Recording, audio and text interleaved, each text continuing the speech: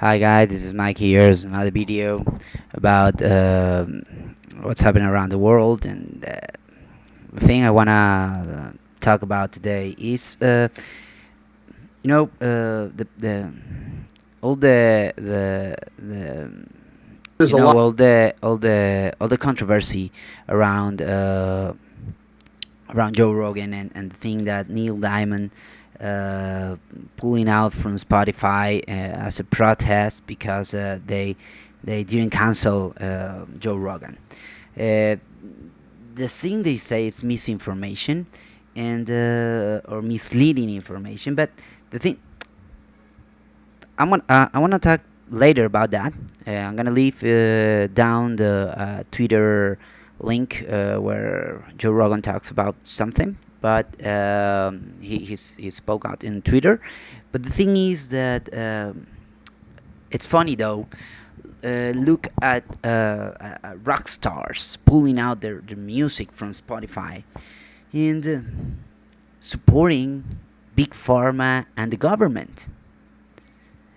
And you think no, because the guy is misleading, is misinfor is all he does is a lot of misinformation. But the thing is that it's funny though, because they support the narrative of the government, and a rock star supporting the narrative of the government.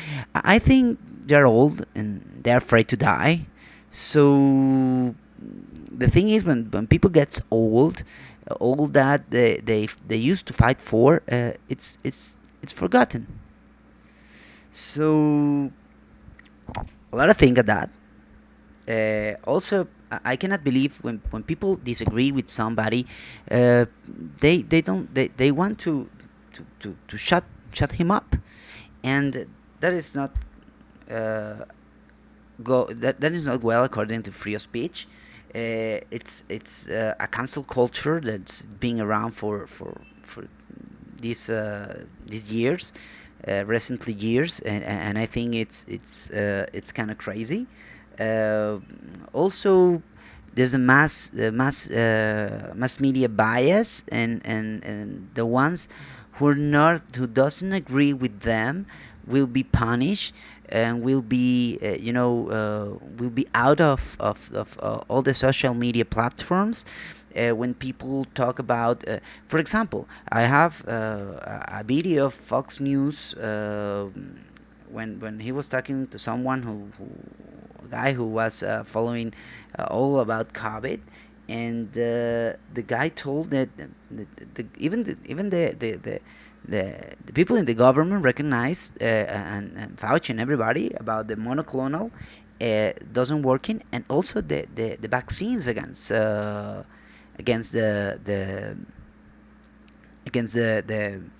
Omicron. So the Omicron variant. So the first you were talking about that, and you will be banned. And now they talk in the news. They talk about it in the news, even CNN and everybody. So I don't know what the problem is with people that they feel afraid, or they feel the need to cancel somebody because they don't think like they do.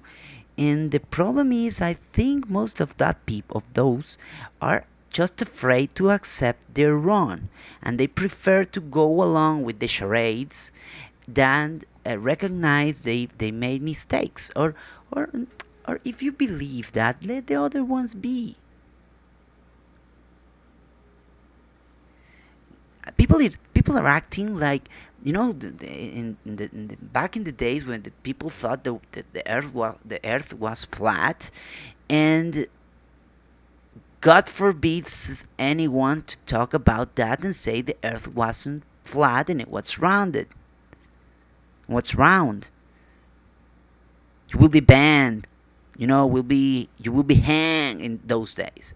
After the people understood and understand that the earth wasn't flat. And now we have some believers that earth is flat. For God's sake, that's funny shit. But the thing is that back in those days, people used to believe that. Even Galileo was, you know, criticize and all the bad things they do to him, like cancel culture, because nobody agreed with him, and he was right. We were moving, and we are moving. So how are we going to be? This is the thing I want to ask you. How are we going to be? The people who always cancel, the guys who think different, they might be right, but we prefer to shut them up? Or are we going to be the open mind people to listen to everybody, to listen what everybody has to say, and then take our conclusions about believing or not about that? I think the people who criticize Joe Rogan haven't listened to him, and the people watching Twitter, watching tweets from people telling the other musicians do the right thing. I want to ask you, what's the right thing to do? Who is the judge?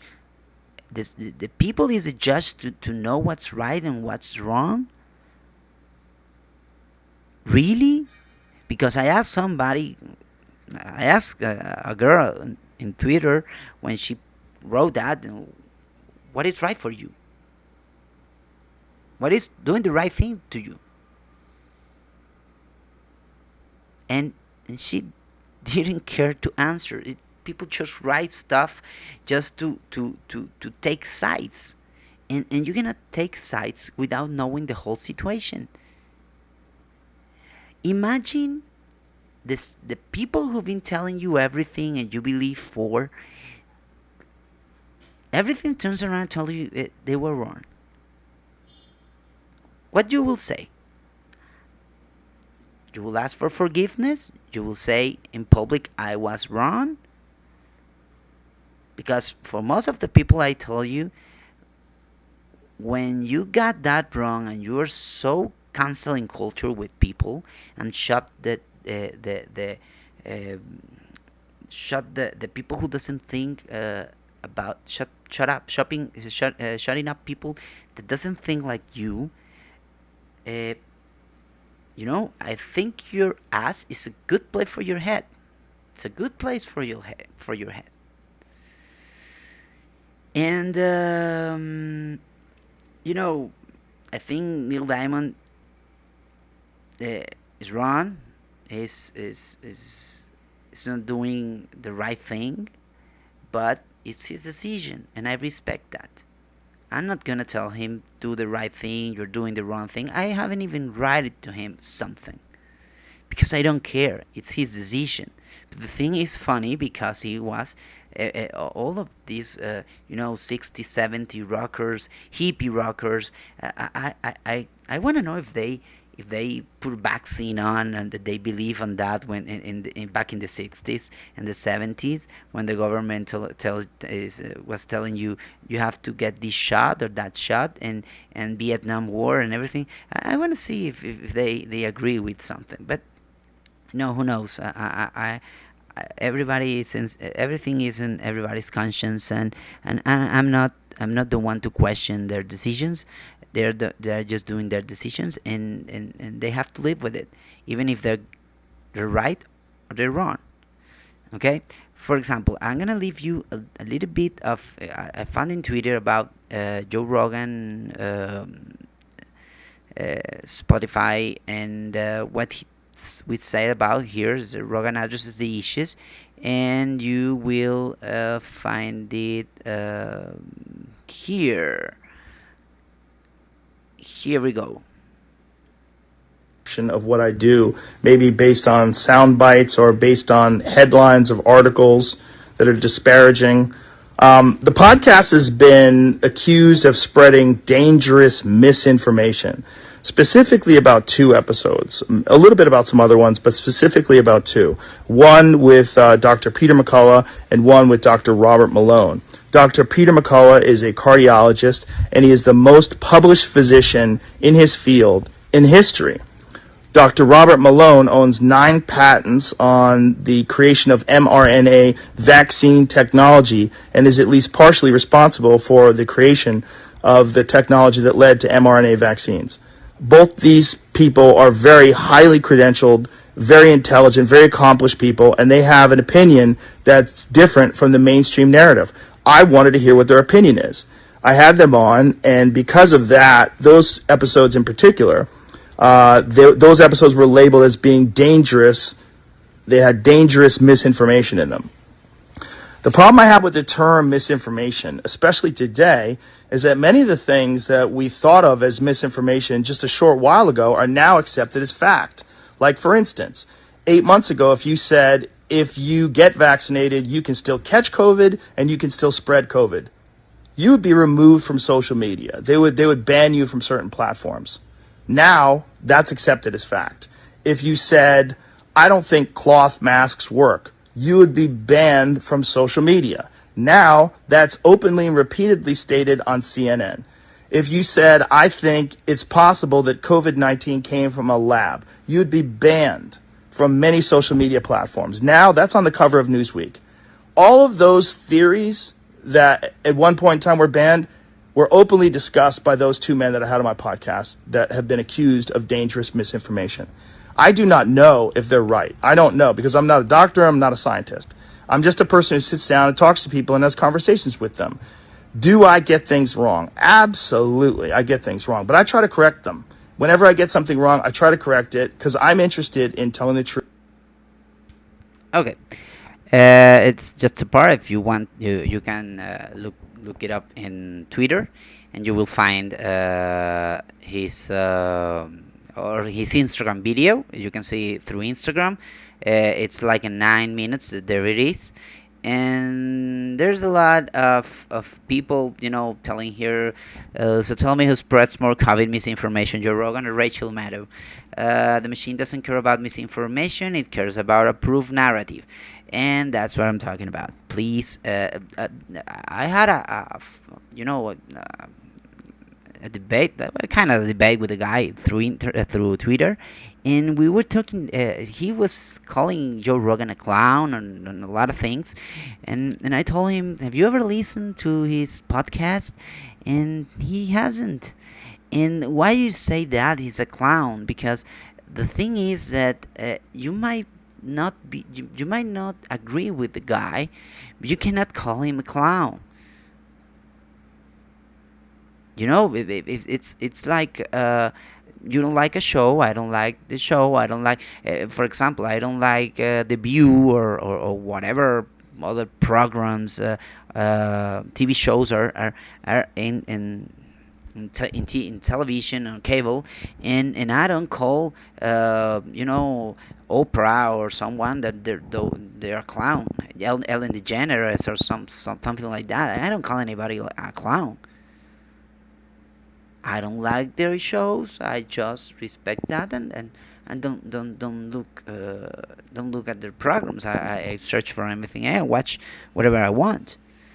And the thing is, most of the people are following a narrative from other people, and even though I watched a guy from the New York Times telling why people believe more in Joe Rogan than us, and it's because most of journalists smiles at the government, and smiles at the politicians, and I think you shouldn't be doing that. You shouldn't be seeking for the truth and speak with the truth. And most of you work for somebody, and that somebody tells you what to do sometimes. This is not going to be published. This is going to be published, and for me, it's like, most journalists are not seeking the truth. They just read what they tell them to read. Sometimes they speak up. I'm not gonna lie about that, but sometimes they don't. So that's why people started to, looking, or listening to somebody else who tries to give you an objective point of perspective. He's not trying to make you think like him.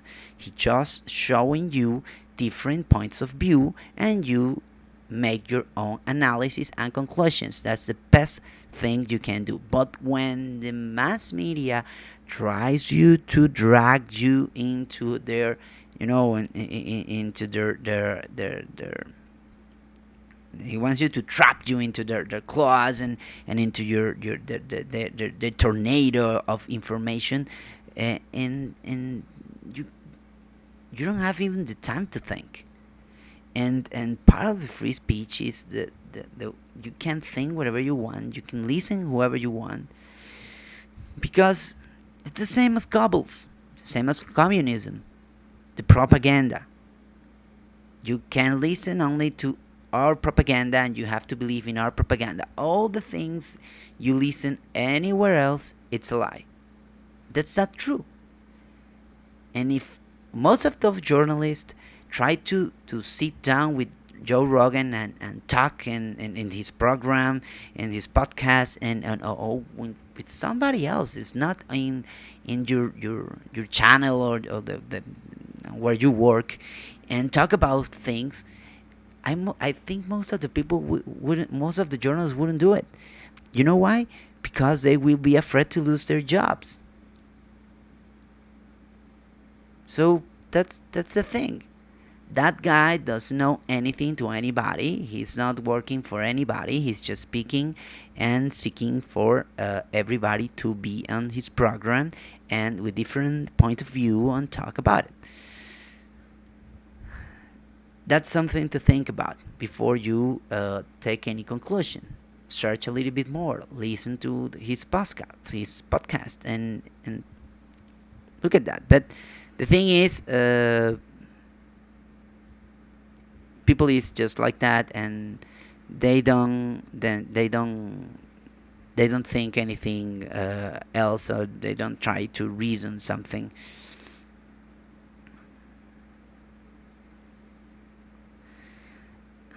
See, look at this girl. Is that I'm triple backs, but unless they are standing for hate or calling for violence, which is not, banning someone's podcast is too much like burning a book to me.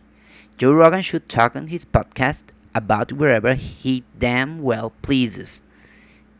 See, most of the people, we have reached critical mass. Pejorative like anti-vaxxer and conspiracy theories no longer hold any weight. Joe Rogan made the world realize that these words are mostly used to deflect from truth. They are panicking. Truth has caught up with their lies. And now those persons, even the government is telling that, call anti-vaxxer someone and treat it like that. It's kind of offensive, and they have to stop. Before they first put that, and then they are taking it back. And Meghan McCain, he told, I think a lot of people are really missing the point. As yourself, why so many Americans have fled mainstream media and gone to Joe Rogan. He gets 100 million listeners a month, and why Acosta can't even break 500,000 in prime time. Why doesn't anyone trust you anymore? See? That's what I've been telling you. And now, as you can see, it's a fight where it's like a chess match, and they are moving their pieces.